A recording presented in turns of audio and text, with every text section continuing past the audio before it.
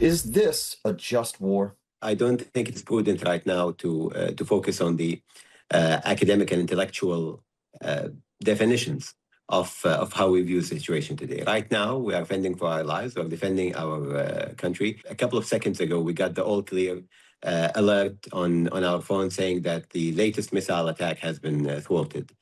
This is now not only a daily occurrence, but a number of times every day, our children wake up to the alerts on their phones of missiles coming into our country. This escalation is exactly what Qatar has warned about years ago. Which party do you regard as responsible for that escalation? As I told you, James, since 2023, what we said is, regardless of who is the aggressor, regardless of how we characterize the escalation that is taking place, it's a spiral that is taking all of us over a cliff. And we need to look into this not from the prism of identifying who's wrong and right, identifying who's good and evil, identifying who is the aggressor and who is the defender in this. Missiles are hitting at least 7 different countries at the same time. Civilian infrastructure across the region is being affected. Transit in our region is halted. Production of energy in a lot of places now is halted. The Strait of Hormuz is all but closed. All of these things not only affect the region here, it affects international economy. Doesn't the conduct of the Iranian regime toward its Arab neighbors since this conflict began, in fact, validate what the Israelis and the U.S. were saying about this regime and the need for it to be taken down?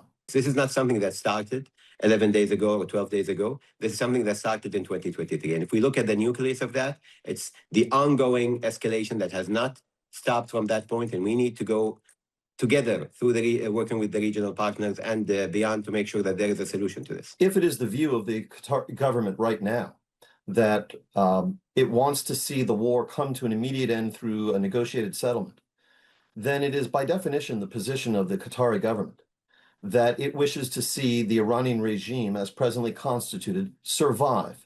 Am I right about that? Our view is self-determination.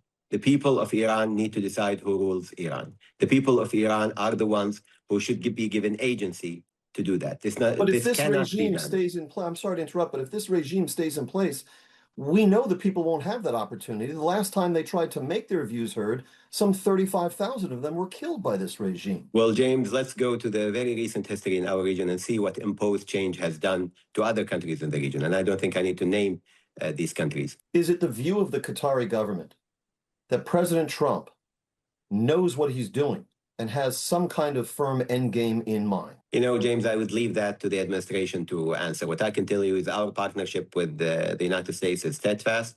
We are working very closely with our partners in the United States in defensive posture right now. That must reflect that the Qatari government holds some faith in the strategic wisdom of our commander-in-chief. Am I right about that? You know, James, that our leaders have been talking constantly. President Trump just called on His Highness a couple of days ago, and we are working very closely with the administration, with President Trump as the head of that administration on everything, you know. I feel a little bit in asking you tough questions, like those 1930s gangsters who shot at the chest of Superman and were horrified to see that he was impervious to bullets. Appreciate that, James. Thank you so much, Dr. Majed, for your time. We appreciate it very much here at Newsmax. Thank you, James, and always happy to be with you.